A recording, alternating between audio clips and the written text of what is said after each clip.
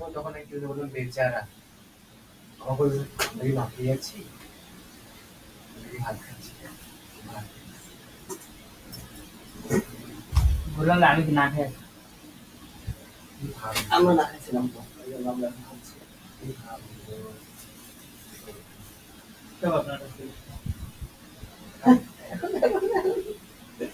শাড়িটা তুমি তোমার টাকা ঠেকছি বলতে যাতে কি খাচ্ছেন আমি খাওয়া আমার মেরে দিই টাকা চাইছে হচ্ছে না কথা শোনাচ্ছে তোমার তোমার থেকে টাকা চাইছে তোমার সাথে আমার টাকা সম্পর্ক ছিল প্রশ্ন বলতে না বলতে উঠতে পারছে তো টাকা তো সম্পর্কটা আছে সেটাকে আজকেই ছিল তাই ছড়ে দিলাম ভালো ভালো লেগে গেছে ওটা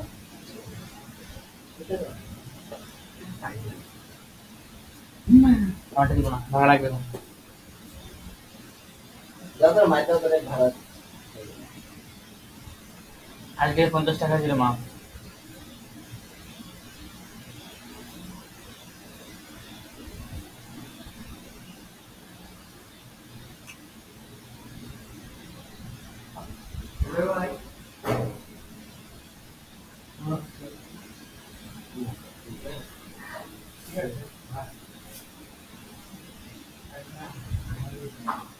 স্ক্রিনটা কি দেখা যাচ্ছে তোমাদের? স্যার দেখা যাচ্ছে।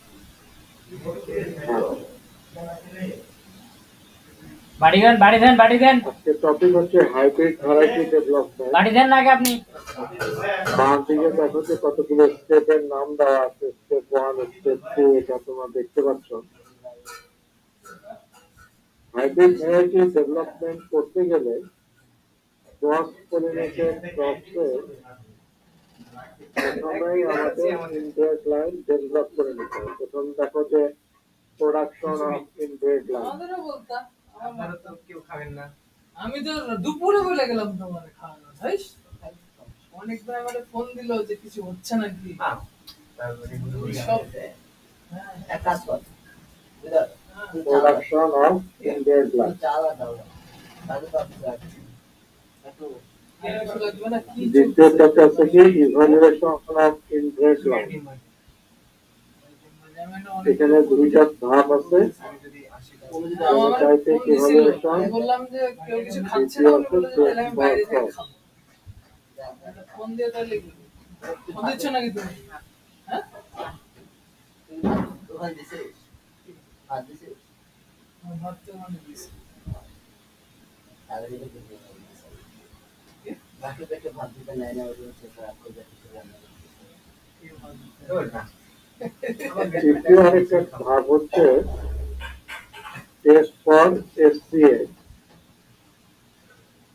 চতুর্থ হচ্ছে হাইব্রিড সিড প্রোডাকশন।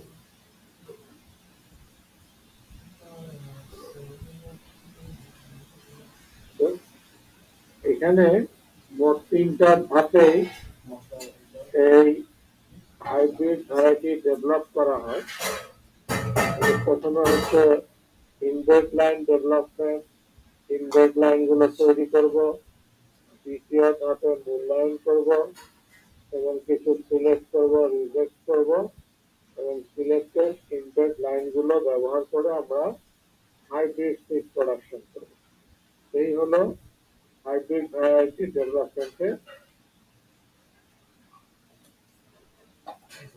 প্রসেস অথবা ফ্রেমওয়ার্ক। আঙ্কেল রিস্ক নিচ্ছে না। আঙ্কেল কেমন তাহলে আমাদেরকে দেখা দিচ্ছে। এখন সবাই মিলে যেটা বলবে না আঙ্কেল তো বলছে নাকি আঙ্কেলকে দেখা দিচ্ছে না। আঙ্কেল বলবে না যে ও টাকা দিচ্ছে 4 মাস থেকে ভাড়া দেয় 5 মাস থেকে। আঙ্কেল কেন হচ্ছে যে ইনব্রেড লাইন ডেভেলপমেন্ট। ইনব্রেড লাইন ডেভেলপমেন্ট আমরা ক্রস পলিনেটেড ক্রপসে কিভাবে করা হয়। এটা বলতে বলে শুনে তুমি উঠাই দিতে ডান দিকে দেখো তাহলে ওর ডবল ফাইন হবে। ফাইন ছাড়া বুঝি না। ফাইন করে কি করবে একটা মানুষ এটা এই যে সুজন ভাই ও আর সুজন ভাই অভ্যাস এলা এই যে চাকরি করে এখন আর টাকা দেন সুজন ভাই After 6-7 generation of self-pollination, nearly homozygous inbred line are obtained. তোমার তো ভাত দিছে রে All অথবা 7 generation self-pollination যদি করা যায় তাহলে এই লাইনগুলো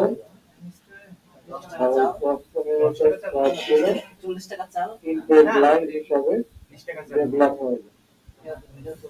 এর জন্য প্রয়োজন কি যে আমাদের কন্টিনিউয়াস সেলফিং করতে হবে। সেলফিংটা কয় জেনারেশন 6 থেকে 7 জেনারেশন আমরা সেলফিং করতে হবে। এদিকে কোনটা এখানকার এটা হ্যাঁ বয়স্ক লোকটা বইটা নেই না মানে এই যে রাস্তার এই সাইডে দোকানটা আমাদের যেটা বাজার করে আর কি হ্যাঁ ওনার বললে উনি নিয়ে এসে দেয় আচ্ছা এখানে যে দেখো যে ধাপগুলো দেওয়া আছে সেগুলো সেলফিং করা আছে population ready close in breeding bread line 10 টাকার ডাল অর্থাৎ সেলফিং করা হচ্ছে এখানে। 10 টাকার ডাল ডিম এই যে গাছ যদি থাকে ওই গাছটাকে তুমি ঢেকে দাও, না আমাদের এখানে বেশি ঢেকে দিলে ওই গাছের পোলেন দিয়ে ওই গাছে তোমার ফার্টিলাইজেশন বা ক্রসিং করা হয়। 30 10 আর দুটো ডিম এটাকে বলা হচ্ছে সেলফিং, সেলফ পলিনেশন। একই গাছের পোলেন দিয়ে একই গাছে সিড উৎপাদন করা। যেহেতু ক্রস পলিনেটেড গাছগুলো একটু জায়গার কন্ডিশনে থাকতে ভালোবাসে,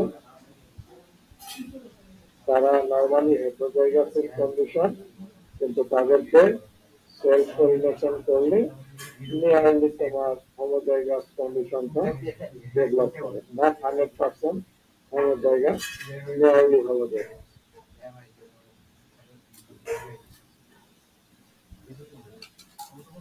তো এই প্ল্যান্টগুলো কি ক্রস পলিনেটেড প্ল্যান্ট হবে স্যার? হ্যাঁ, এগুলি ক্রস পলিনেটেড প্লান্ট। এগুলি ক্রস পলিনেটেড প্লান্ট। আমি এটা বলবো আর কি, সেলফ পলিনেটেড প্লান্টে কিভাবে হাইব্রিড ডেভেলপ করা যায় সেটা একটু এই ডায়াগ্রামের শেষে গিয়ে আমি বলবো। এটা মূলত তোমার ধরো যে মেইজের ক্ষেত্রে এই স্টেপ গুলো ফলো করা হয়।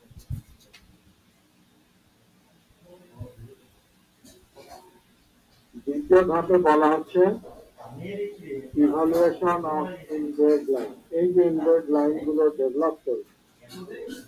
ডেভেলপ করলে সেগুলিকে আমাদের মূল্যায়ন করতে হয়। মূল্যায়ন করার জন্য কিছু পদ্ধতি আছে। প্রথমে দেখো যে 2A ফেনোটাইপিক ইভালুয়েশন, অর্থাৎ গাছগুলোকে ইনব্রেড লাইনগুলোকে গ্রো করা হলো, গ্রো করার পরে যেগুলি তোমার পুয়ার ইনব্রেড, ভেরি পুয়ার ইনব্রেড আর ডিসকার্ডেড, অর্থাৎ যেগুলো দিয়ে তুমি বুঝতে পারবা যে এগুলিতে আসলে ভাইকে ভালো বলতে হবে হাইব্রিড হবে না, সেগুলিকে অনেক রান্না কেমন বড় হচ্ছে যে কি 1200-1500 লাইন যদি তুমি দিয়ে ট্রায়ালটা দাও বা 400-500 লাইন দিয়ে যদি তুমি দাও, সেখান থেকে তুমি একটা উল্লেখযোগ্য পরিমাণ লাইনকে তোমাকে বাদ দিতে হবে।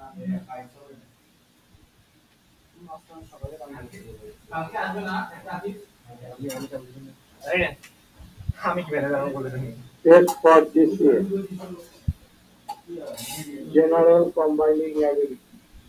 এর আগে আমি বলছিলাম যে জেনারেল কম্বাইনিং গত ক্লাসে জেনারেল কম্বাইনিং অ্যাবিলিটিটা কি, অর্থাৎ একটা ইনব্রেড লাইন বাকি আর কয়েকটা ইনব্রেড লাইনের সাথে কেমন ধরনের আচরণ করে, অর্থাৎ তাদের ক্রসিং এর ফলে আমরা মাছটা কি পরিমাণ সিড প্রোডাকশন হচ্ছে, বা যে ট্রেড নিয়ে আমরা আলোচনা করব সেই ট্রেডটা কি আচরণ করে, ওই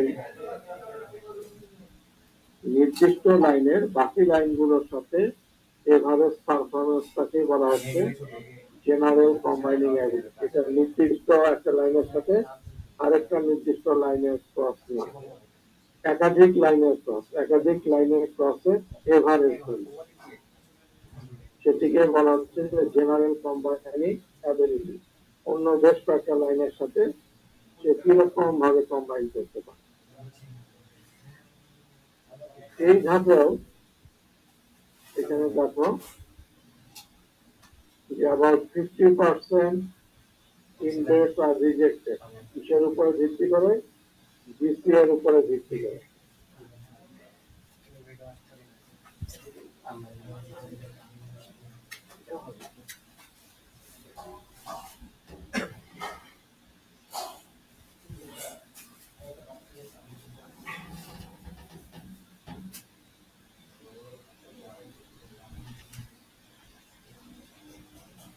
SCA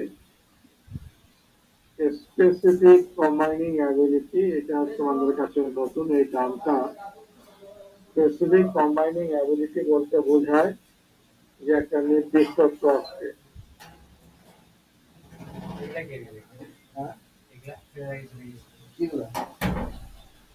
কোথায় ছিল?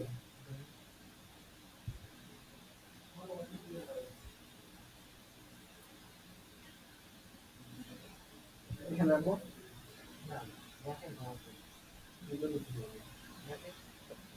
এখন এই যে ক্রসটা ভালো না এই ক্রসটা ভালো না এই ক্রসটা ভালো, অর্থাৎ একে আমি বি এর সাথে বি ইনডেড লাইনের সাথে যখন ক্রস করতেছি যে হাইব্রিডটা হবে বা F1টা হবে সেটা কি ভালো, নাকি সি ইনডেড লাইনের সাথে ক্রস করলে ওই F1টা ভালো, নাকি বি ক্রস করলে ওই F1টা ভালো হবে? সেটাই বলা হচ্ছে যে স্পেসিফিক কম্বাইনিং অ্যাবিলিটি, অর্থাৎ নির্দিষ্ট লাইনগুলোর সাথে একই রকম পারফরমেন্স করতেছে।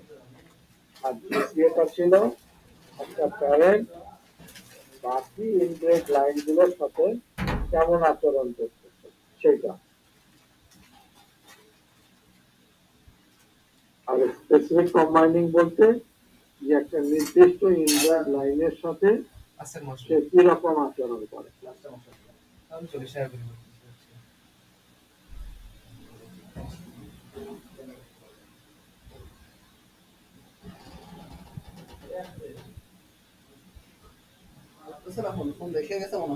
এখন এখান থেকে এই যে স্পেসিফিক কম্বাইনিং অ্যাবিলিটি ইসিআর উপরে ভিত্তি করে যে লাইনগুলো আমরা পাবো তাদের মধ্যে অল পসিবল ক্রস করায় সেই লাইনগুলো থেকে পিক নেওয়ার পরে আমরা এসপিএটা টেস্ট করবো।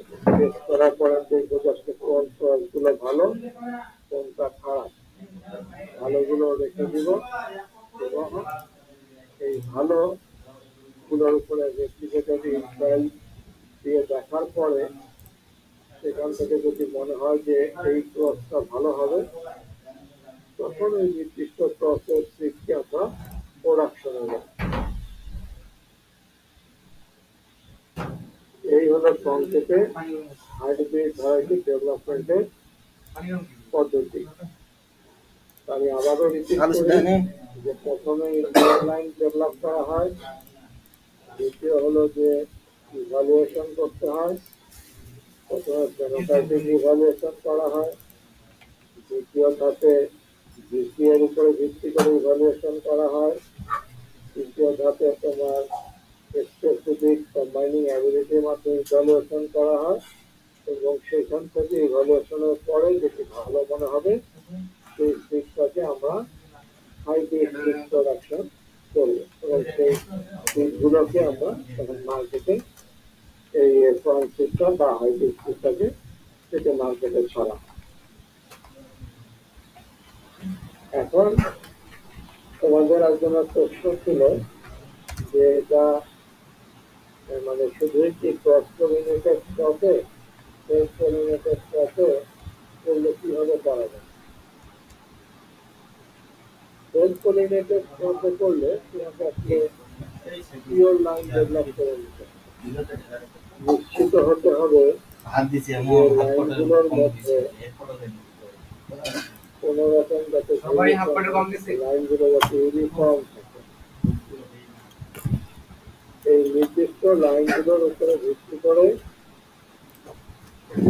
বিশেষ করে সবজিতে এটা এই একটা এই উদাহরণটা হচ্ছে তোমার এখানে দেখো যে গ্রিন যে এটা প্র্যাকটিস করা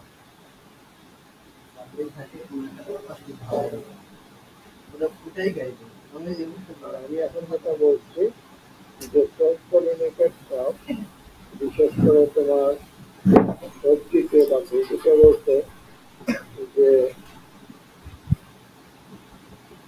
হাইব্রিড গুলো ডেভেলপ করা হয় সেটি ডেভেলপ করার পদ্ধতি হচ্ছে প্রথমে পিওর লাইন ডেভেলপ করা হয় ডেভেলপ করে তারপরে তাদের মধ্যে র্যান্ডমলি ক্রস করা হয় তুমি এই পদ্ধতিটাও ফলো করতে পারো কৃষিও ফলো করতে পারো মিষ্টিও ফলো করতে পারো এবং তারপরে হাইব্রিড সিড প্রোডাকশন করতে পারো এই পদ্ধতিটাও ফলো করতে পারো কিন্তু শুরুতে যে কোড লাইন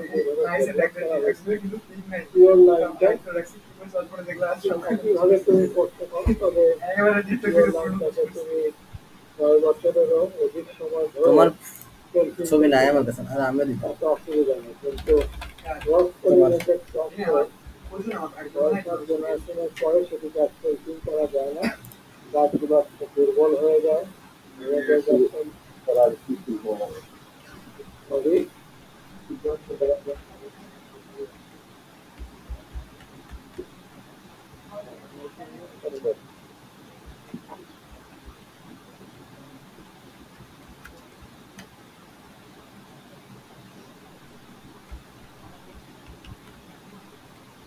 ক্রস পলিনেটেড ক্রপে 6-7 বছরের বেশি করা যায় না ইনডেড লাইফ কারণ গাছগুলো তারপরে দুর্বল হয়ে যায় এবং সেটাতে শীত ফরমেশন হয় না এবং ডিজিজ সাসেপ্টেবল হয়ে যায় এই কারণে 6-7 বছরের বেশি ইনডেড লাইন করা হয় না পরে আরেকটা পদ্ধতির মাধ্যমে ওই লাইনগুলোকে মেনটেন করা হয় আর সেলফ পলিনেটেড ক্রপে তুমি একাধিক বছর ধরে সেলফিং করে পিওর লাইনটা ডেভেলপ করতে পারো সেখানে কোনো সমস্যা হয় না এবং এই ডায়াগ্রামটাই ফলো করতে পারো যে জিসিএ করতে পারো এসসিএ করতে পারো কিন্তু জিসিএ করো বা এসসিএ করো সেখানে প্রত্যেক জেনারেশনে ক্রস করতে হয়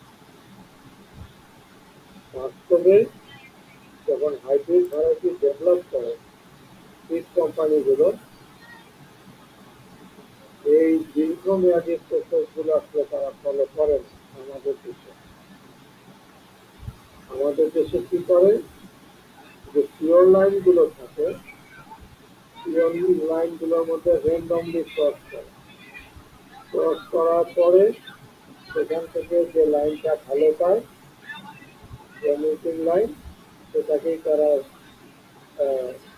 হাইব্রিড ভ্যারাইটি ডেভেলপমেন্টের জন্য প্যারেন্ট হিসাবে সিলেকশন করে এবং সেখান থেকে সিড প্রোডাকশন করে হাইব্রিড ভ্যারাইটি হিসাবে মার্কেটে ছেড়ে দেয় কারণ এত দীর্ঘমেয়াদী পদ্ধতি তারা অনুসরণ করে না কারণ এখানে সেই পরিমাণ রিসোর্স নাই সেই পরিমাণ বড় মার্কেট নাই যেটাতে তাদের ওই যে পরিমাণ রিসোর্স তাদের ব্যয় হবে সেটা ফিরে পাওয়াটা তাদের জন্য কঠিন হয়ে যায় কারণে আমাদের দেশে ভারতের ভারত যদি বলো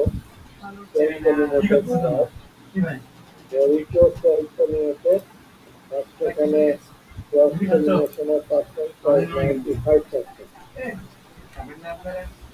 এবং সেখানে সেলফিং করে করে এই পিওর লাইনগুলো ডেভেলপ করা হয় র্যান্ডমলি সেখানে কারেন্ট র্যান্ডম সিলেকশন করে ক্রসগুলো করা হয় এবং সেখান থেকে রাশিয়ার যে ভ্যারাইটিগুলো আছে সেই ভ্যারাইটিগুলো ডেভেলপ করা হয় এখন এই অংশে তোমাদের যদি কোনো প্রশ্ন থাকে সেলফ পলিনেটেড অথবা ক্রস পলিনেটেড হাইব্রিড ভ্যারাইটি ডেভেলপমেন্টে তাহলে তোমরা করতে পারো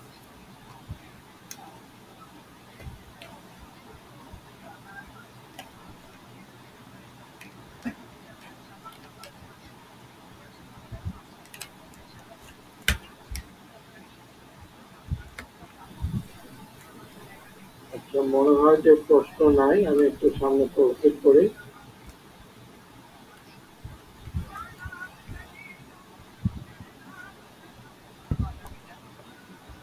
ছোট পানি মাছ গরম করলাম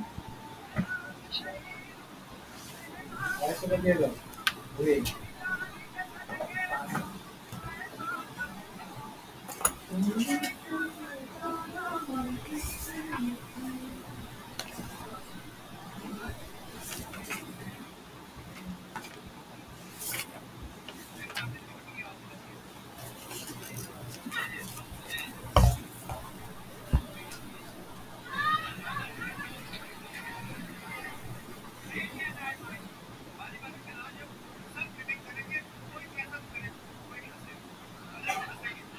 স্পিকারটাকে দেখো যে লেখা আছে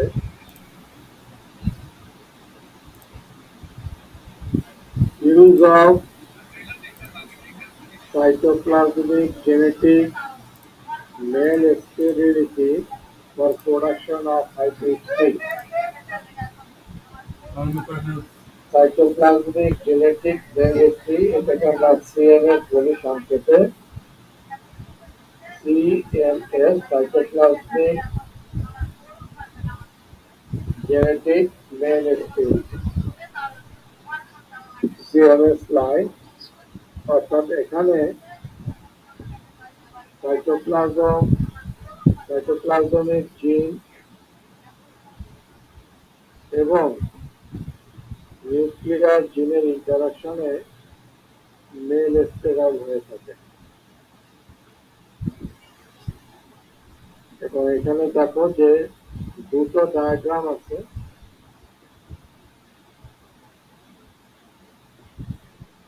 একটা হচ্ছে যে সিঙ্গেল ক্রস, আরেকটি হচ্ছে যে double cross. Double cross scheme 1, নিচে আছে ডাবল ক্রস স্কিম 2। তাহলে সিঙ্গেল ক্রস এবং ডাবল ক্রস দুটার জন্য সিএমএস লাইন ব্যবহার করা হয়। সিএমএস বলতে সংক্ষেপে বুঝবো যে এখানে নিউক্লিয়ারও জিন থাকে, সাইটোপ্লাজমও জিন থাকে এবং তার ইন্টারাকশনে পোলেনটা স্টেরাইল হয়। আমাদের পোলেন যদি স্টেরাইল হয় তাহলে বাইসেক্সুয়াল ফ্লাওয়ার থাকলে সেখানে পোলেন স্টেরাইল হলে সেখানে ফিমেলটা ফার্টাইল থাকতেছে। ফিমেলটা ফার্টাইল থাকলে আমাদের আর ফার্টিলাইজেশনের জন্য সেলফিংটাকে প্রতিরোধ করার জন্য আলাদা করে ইনাস্কুলেশন করার প্রয়োজন নেই। তখন অন্য আরেকটা লাইন থেকে পোলেন এসে যে লাইনটা হচ্ছে মেল স্টেরাইল লাইন, সেই লাইনে ওই ফিমেল যে কোনো ফার্টাইল তাকে পলিনেট করে সেখান থেকে জাইগোট ফর্মেশন হবে বা সেখান থেকে সিড ফর্মেশন। এই হলো পদ্ধতি। তো এখানে সাইনগুলো দেওয়া আছে, দেখো এটা ফিমেল লাইন, এটা মেল লাইন। এখান থেকে পোলেন এখানে যাবে, অর্থাৎ ইনব্রেড এ থেকে পোলেনগুলো পোলেনগুলো যাবে কোথায়? ইনব্রেড এ। কেন যাচ্ছে?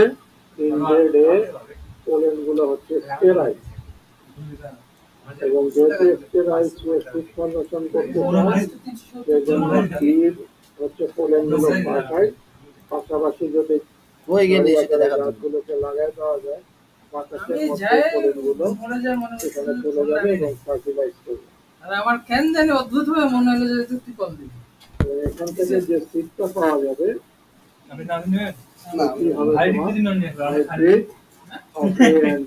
আরে খাও খাও খাওয়ার জন্য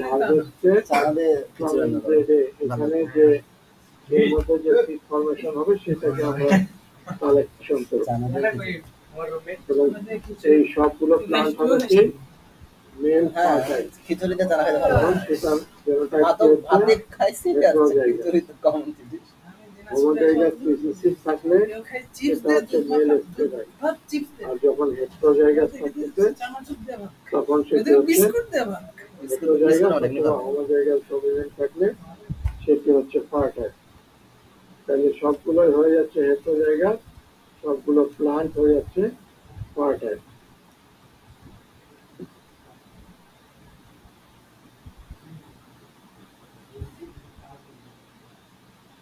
এই যে সিঙ্গেল ক্রস দেখানো হলো, এখানে তোমার প্রশ্ন আছে কিনা?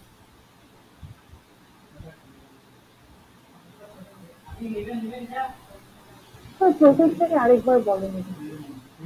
হ্যাঁ, মানে এখানে তাকে বোঝাতে চাচ্ছেন যে যদি এটা হেটারো জায়গায় হয় তাহলে শুধুমাত্র ফার্টাইল হবে, আর যদি হোমো জায়গায় হয় তাহলে এটা ইনফার্টাইল বা স্টেরাইল থাকবে। এখানে হচ্ছে যে জিনের অবস্থাটা দেখো, যে প্রথমে দুইটা ইনব্রেড আছে, ইনব্রেড এ এবং ইনব্রেড বি। দেখা যাচ্ছে তো ইনব্রেড এ,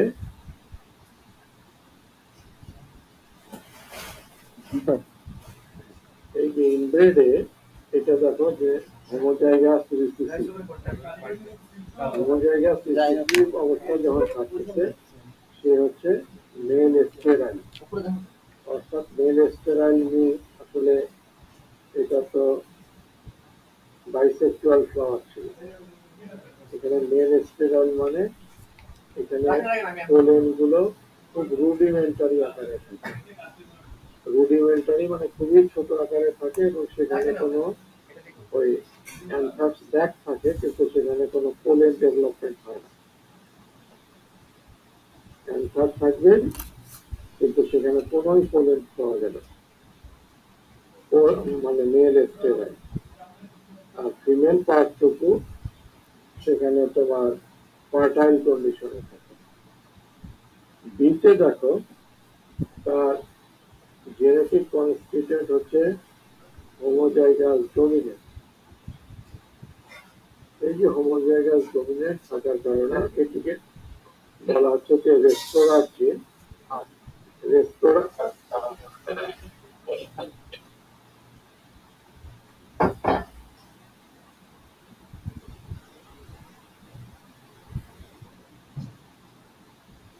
এটি হচ্ছে যে রেস্তোরাঁ জিন, অর্থাৎ এখানে যে স্টেরাইল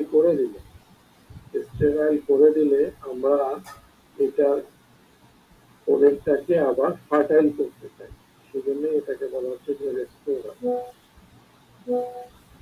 এই ফার্টাইল করতে গেলে ফার্টাইল কি অবস্থা হবে? এই অবস্থায় দেখো যে এটা ফার্টাইল, এটাও বাইসেক্সুয়াল, বাট একটা দেখাচ্ছে এটা ফার্টাইল, আবার এই কন্ডিশনটাও ফার্টাইল।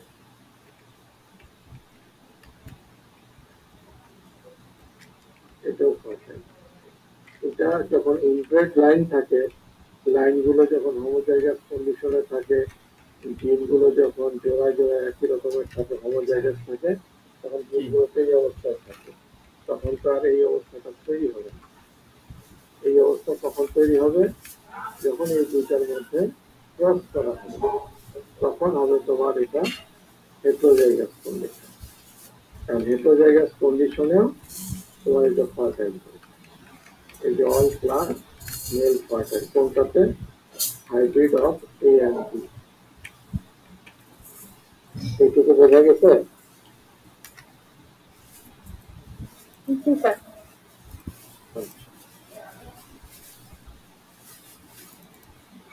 এটা আরেকটু আমি দেখাবো সামনের ক্লাসে, হয়তো আজকে ওই অংশটুকু আমি খেয়াল করিনি। এখন এখানে এটা গেল তোমার সিঙ্গেল ক্রস। সিঙ্গেল ক্রস মানে যখন দুইটা ইনব্রেড লাইনের মধ্যে ক্রস করে যখন হাইব্রিড ভ্যারাইটি ডেভেলপমেন্ট করা হয়, তখন সেটিকে বলা হয় সিঙ্গেল ক্রস। আর ডাবল ক্রস কখন বলা হচ্ছে? যখন চারটা ইনব্রেড লাইন মিলে করা হয়। এই যে একটা, এই একটা, এই একটা, এই একটা, এই চারটা ইনব্রেড লাইন মিলে যখন একটা হাইব্রিড ডেভেলপ করা হচ্ছে, তখন সেটিকে বলা হচ্ছে ডাবল ক্রস।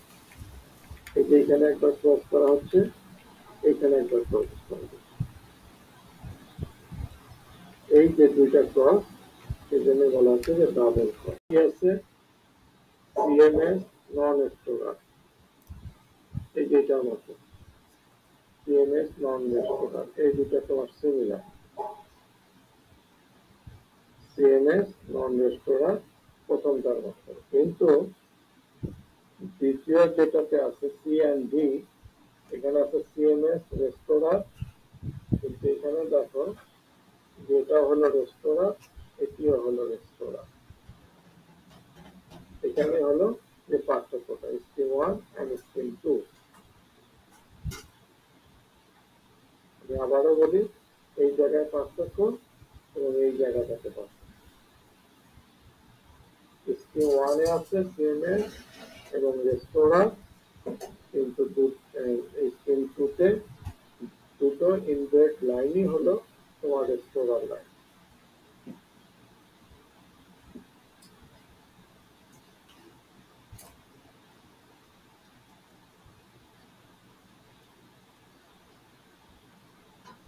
এখন স্ট্রিম 1 টা আমরা দেখি।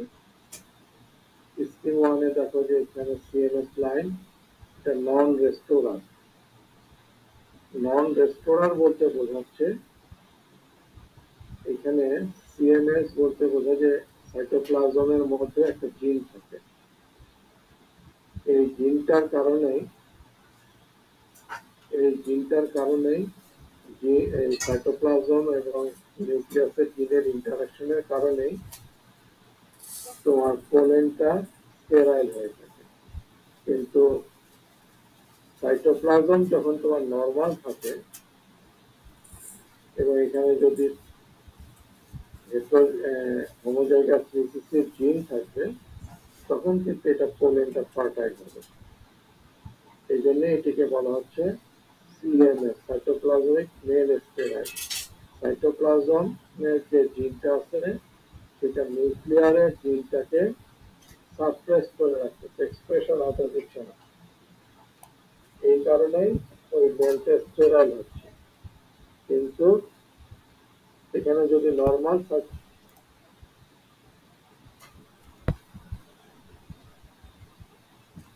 সাইটোপ্লাজমে যদি ওই জিনটা অ্যাবসেন্ট থাকে, সাইটোপ্লাজমের এই জিনটা, এটা সাইটোপ্লাজম, এই জিনটা যদি অ্যাবসেন্ট থাকে, তখন এটাতে হয়ে যাচ্ছে যে এই যে মেলটা ফার্টাইল হবে।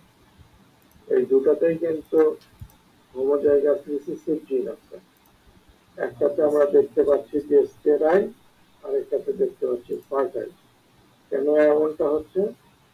এমনটা হওয়ার পিছনে কারণ হচ্ছে যে এখানে সাইটোপ্লাজমের মধ্যে স্টেরাইল একটা জিন, স্টেরাইলের জন্য একটা জিন আছে, যেটা হোমোজাইগাস রিসেসিভ এই জিনটাকে ইন্টারাকশন করে সাপ্রেস করে রাখতেছে, যার কারণে ইনব্রেড এ এটা স্টেরাইল হচ্ছে।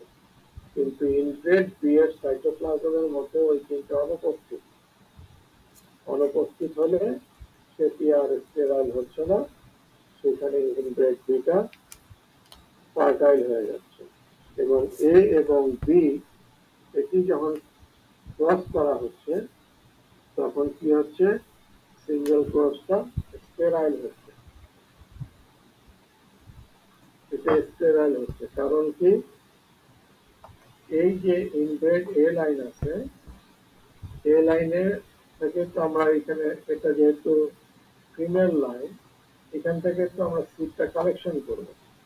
এখান থেকে সিট কালেকশন করলে এখানে তোমার স্টেরিটির জন্য যে জিনটা আছে, সেই জিনটা তো এখানে থাকবে। যার কারণে এই যে ক্রসের যে প্রোডাক্ট, এই ক্রসের প্রোডাক্টের সাথে এই নিউক্লিয়ারের যে জিনটা, এটা তো একই রকমের। নিউক্লিয়ারের জিনের পরিবর্তন হবে না, একই রকম জিন আছে, কিন্তু সাইটোপ্লাজমটা কে দিবে? ইনব্রেড এ দিবে। এই সাইটোপ্লাজমের এই জিনটা এই হোমোজাইগাস রিসেসিভ জিনের সাথে ইন্টারাকশন করে যে ক্রসটা পাবো বা যে ফোনটা আসবে, সেটি হবে স্টেরাইল।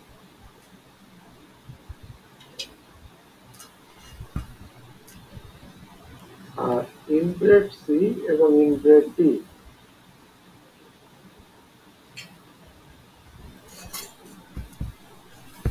ইনব্রেড সি এবং ইনব্রেড ডি, এটি হচ্ছে তোমার রেস্তোরাঁ লাইন। এখানেও ঠিক একই রকমের নিউক্লিয়ারের যে জিনটা আছে এবং স্টেরিক জিনটা সাইটোপ্লাজমে থাকতেছে, যার কারণে এখানে দেখো যে এটা স্টেরাইল, পোলেনটা স্টেরাইল, তো এটা পোলেনটা ফার্টাইল।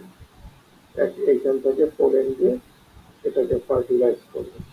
তো এখান থেকে সিড গুলো এই লাইন থেকে, ইনভার্স সি লাইন থেকে আমরা সিঙ্গেল ক্রসের জিন গুলোকে আমরা পাবো, সিঙ্গেল ক্রসের সিড গুলোকে পাবো। এবং এটা হচ্ছে কি মেল ফার্টাইল। মেল ফার্টাইল কেন? এটা হলো মেল স্টেরাইল, কিন্তু এটা মেল ফার্টাইল কেন? মেল ফার্টাইল হচ্ছে এই কারণে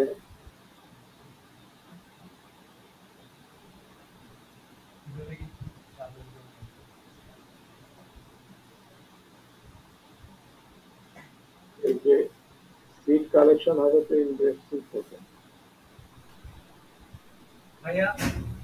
এই দুটা যদি ক্রস হয় তাহলে এখানে কি হবে, জেনোটাইপটা হেটেরো জায়গা। আর ইনভেস্ট সি এর মধ্যে সাইটোপ্লাজমটা তো ইনভেস্ট সি থেকে আসবে, স্টেটের জন্য এই জিনটা থাকবে, কিন্তু এই জিনটা তখন কার্যকরী হবে না, কারণ এখানে তোমার ডমিনেন্ট অ্যালিল আছে। ডমিনেন্ট অ্যালিল থাকার কারণে মেলটা হয়ে যাচ্ছে ফার্টাইল। আর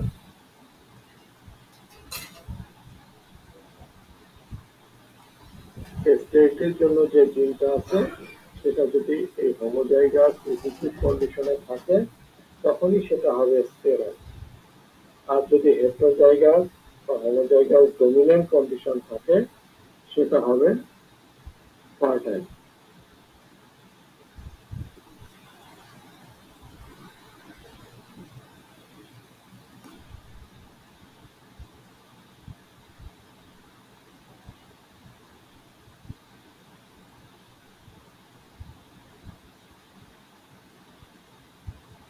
এখন স্কিম 1 এটা বোঝা গেছে নাকি কোনো প্রশ্ন আছে?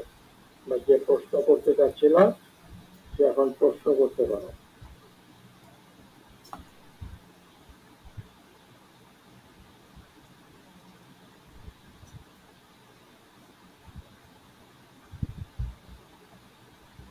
কোনো প্রশ্ন আছে না নাই?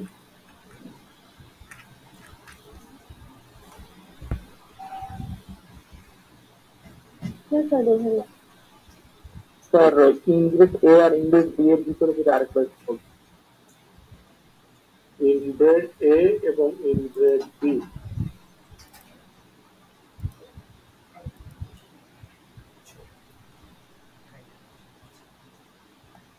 ইনব্রেড এ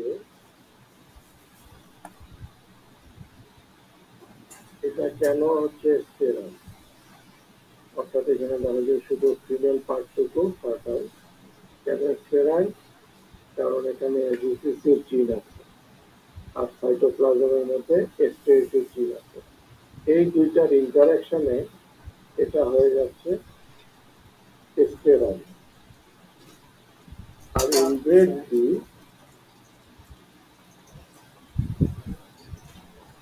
এখানে আছে হোমোজাইগাস রিসেসিভ জিন, কিন্তু সাইটোপ্লাজমের মধ্যে আর এই স্টেরিক জিনটা না, নর্মাল সাইটোপ্লাজম। যেহেতু নর্মাল সাইটোপ্লাজম এই দুইটার ইন্টারাকশন হচ্ছে না, সেই জন্য এটা হচ্ছে ফার্টাইল। আমাকে একটা দিন পোস্ট করে দেবা, বোঝা গেছে?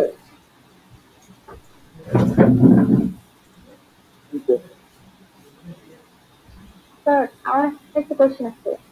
জি বলো।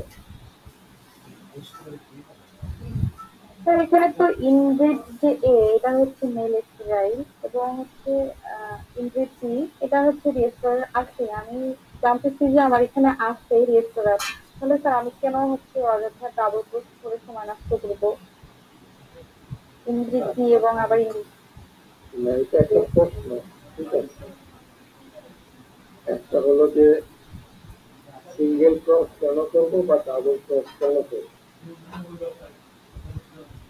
সিঙ্গেল ক্রস করা হয় সেই সমস্ত ক্ষেত্রে আমাদের দেশের মতো জায়গাতে, অর্থাৎ বাংলাদেশের মতো জায়গাতে সমস্ত জায়গায় ধরে নেওয়া যায় যে এখানে আবহাওয়াগুলো একই রকমের এবং এই রকমের আবহাওয়া বা কাছাকাছি আবহাওয়া থাকাতে সিঙ্গেল ক্রসের যে হাইব্রিড ভ্যারাইটি গুলো আছে সেই হাইব্রিড ভ্যারাইটি গুলো ভালো পারফরমেন্স কিন্তু গোপনীয়তার সাথে কিন্তু ধরো যে অনেকজনের কাছে নাকি সিবি নিছে যেখানে পাহাড়ি এলাকা আছে জলবায়ুর বলতেছে না ওটা বলতেছে না কিছু আবার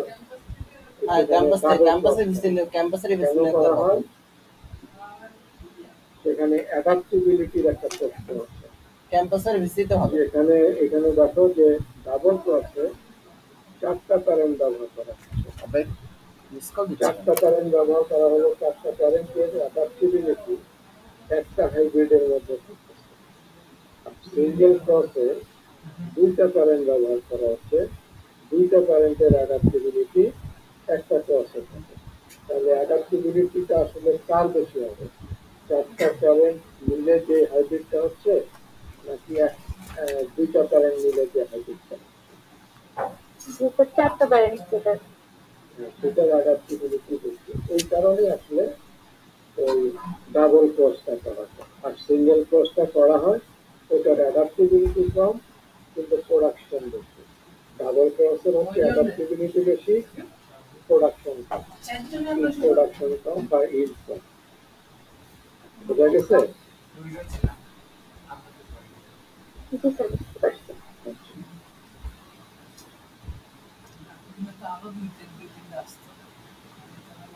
ওইদিকে মেয়েদি তারপর ছোট এরা নাকি ভাত খাবে হ্যাঁ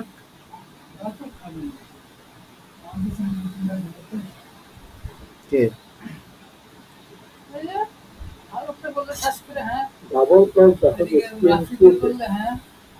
স্কিম টুতে দুটাই রেস্তোরাঁ সি এবং সিঙ্গেল ক্রস করা হচ্ছে সিঙ্গেল ক্রস দেখো যে এ এন্ড বি হচ্ছে স্টেরাইল আগেকার মতোই সি এন্ড ডি দুটাই হচ্ছে মেল এটা হচ্ছে মেল ফার্টাইল এখানে দেখো যে ডাবল ক্রস আর মেল ফার্টাইল আমার একটা দিন দিলে ডাবল ক্রস যেগুলি আছে সবগুলি হচ্ছে মেল ফার্টাইল কিন্তু এখানে তোমার আগের স্কিম ওয়ানে দেখো যে একটা হচ্ছে ফার্টাইল আর একটা হচ্ছে স্টেরাইল 50% ফার্টাইল 50% হচ্ছে স্টেরাইল খায় এই দুইটা পদ্ধতি খাইতেছে এখানে 50% ফ্ল্যাট আর ফার্টাইল আর 50% ধন্যবাদ স্টেরাইল আসসালামু আলাইকুম তাহলে কি স্যার আমরা একটু ফলো করবো এই তো আলহামদুলিল্লাহ কি করেন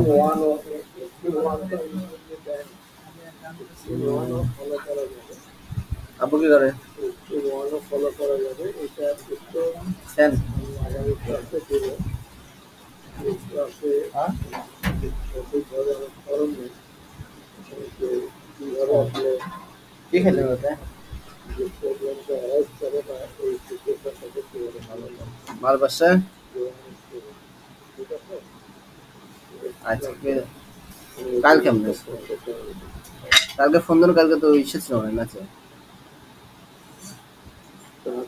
আজকে আসো আজকে বললো আজকে আসো আচ্ছা দেখ কি বললে কি করলেন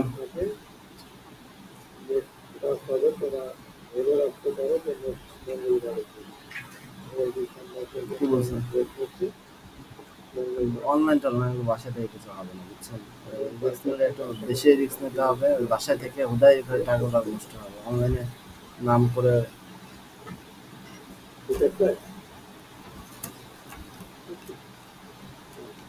এখন ওইগুলা